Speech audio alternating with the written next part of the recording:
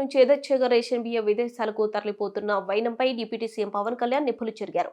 కూటమి ప్రభుత్వం వచ్చిన తర్వాత కూడా అధికారులు పద్ధతి మార్చుకోకుండా మాఫియాకు సహకరిస్తున్నారంటూ ధ్వజమెత్తారు.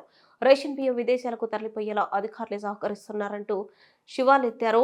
డిఎస్ఓ, కలెక్టర్, పోర్టు అధికారులను పిలిచి ఏం చేస్తున్నారో మీరెంత అంటూ మండిపడ్డారు. కాకినాడ జిల్లా ఎస్పీకి ఎన్నిసార్లు చెప్పినా కనీస స్పందన లేదని ధనుమాడారు. తాను జిల్లాకు ఎప్పుడు వచ్చినా సెలవుపై ఉంటున్నారు అంటూ మండిపడ్డారు. ఆయనకు నోటీసులు పంపాలని ఆదేశించారు. కాకినాడ పోర్టు ప్రమాదకరంగా మారిందని, దీనిపై ప్రధాని, కేంద్ర హోంమంత్రికి లేఖ రాస్తానని హెచ్చరించారు. కాకినాడ పోర్టులో పవన్ కళ్యాణ్ శుక్రవారం మధ్యాహ్నం పర్యటించారు. తొలుత 12:45 యాంకరేజ్ పోర్టులో బార్జీలో తనిఖీలు చేశారు. ఇందులో రేషన్ బియ్యం ఎగుమతి అవుతుండటంతో ఇటీవల అధికారులు పట్టుకున్నారు. నేరుగా పవన్ బార్జీ ఎక్కి బియ్యం ప్లేట్లో వేసి పరిశీలించారు. రేషన్ బియ్యం ఆనవాళ్లను గుర్తించారు. ఇక్కడికి వచ్చిన పాత్రికేయ సోదరులందరికీ, మీ యాజమాన్యాలకి, మీ ఎడిటోరియల్ బోర్డ్స్ అందరికీ నా హృదయపూర్వక నమస్కారాలు. ప్రజలందరికీ కూడా నా హృదయపూర్వక నమస్కారాలు. మేము ఎన్నికల సందర్భంలో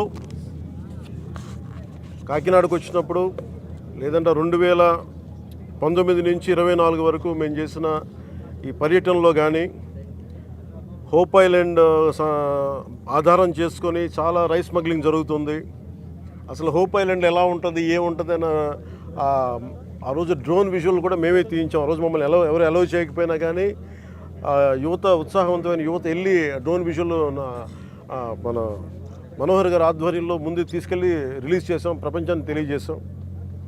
అలాగే ఎన్నికల సమయంలో కొండబాబు గారు కానీ, మనోహర్ గారు కానీ, మిగతా తూర్పుగోదావరి జిల్లా నాయకులందరం కూడా, రాష్ట్ర నాయకులందరూ కూడా, ఇది ఒక స్మగ్లింగ్ ఒక హబ్ అయిపోయింది, దీన్ని నిలువరించాలి ఇక్కడి నుంచి.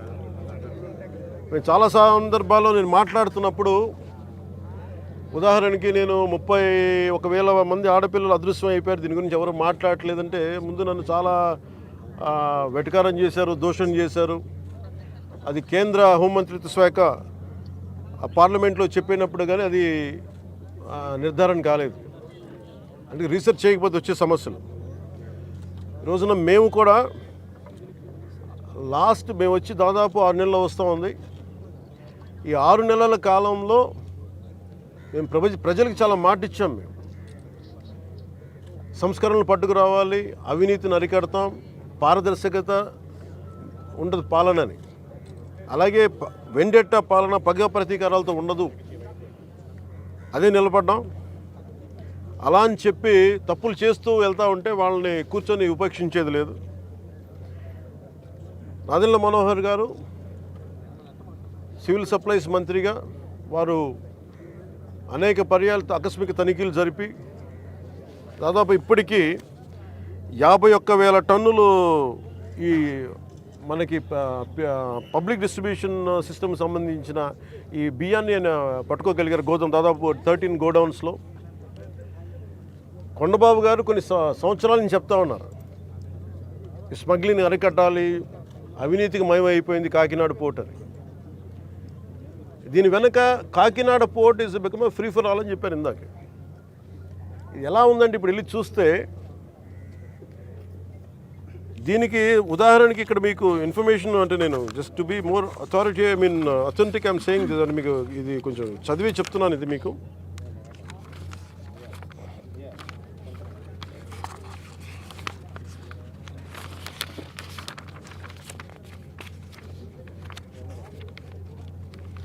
కాకినాడ పోర్టుకి రోజుకి 1000 నుంచి 1100 లారీలు వస్తాయి.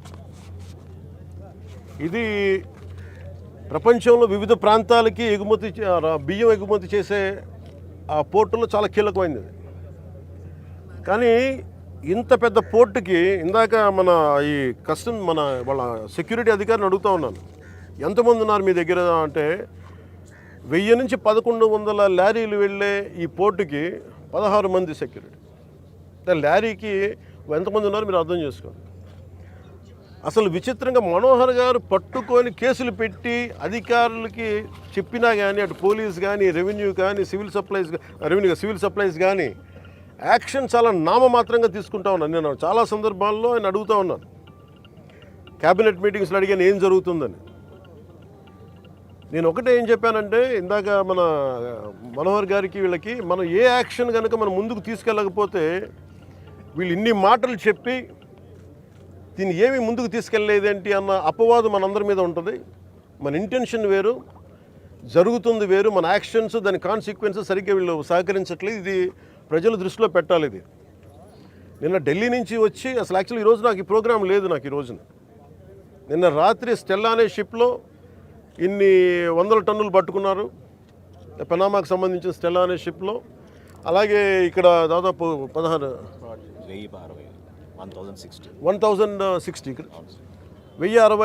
మెట్రిక్ టన్నులు ఇక్కడ పట్టుకున్నారు.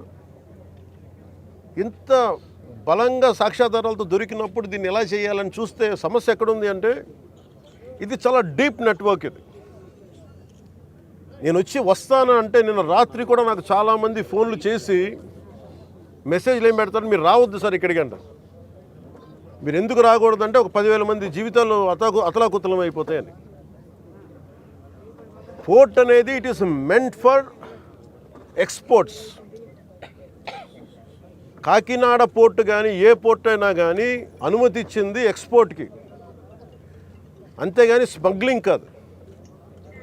స్మగ్లింగ్ మీద చేసే విధానంలో కూర్చోబెట్టి దానికి పర్మిషన్, దానికి లైసెన్స్ ఇవ్వాల. లీగల్గా ఎక్స్పోర్ట్కి మాత్రమే ఇక్కడ పర్మిషన్ ఇచ్చారు దీనికి. కానీ వస్తే 10,000 మంది జీవితాలు అతలాకుతలం అయిపోతాయంటే నాకు ఒకటే అనిపించింది.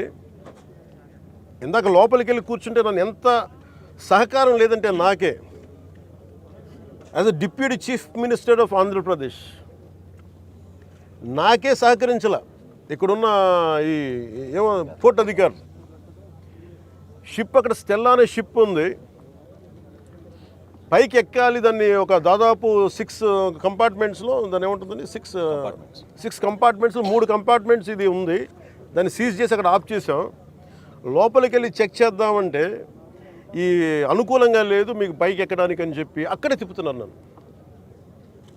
ఇంత ఆబ్వియస్గా నాలాంటి వాడికి ఇంత ఆబ్వియస్గా అందరూ చూస్తుండగా అంటే దీని వెనక ఎంత డీప్ రూటెడ్ నెట్వర్క్ పనిచేస్తాం మీ అందరికీ అర్థం. కొండబాబు గారు కూడా అదే చెప్తా ఉన్నారు. చూడండి సార్ ఎలా ఉందంటే అదే చెప్తా ఉన్నారు. నేను మీకు ఎప్పటి నుంచో మొత్తుకున్నాను సార్, ఇదే మీకు మీ దృష్టికి తీసుకొస్తుందని.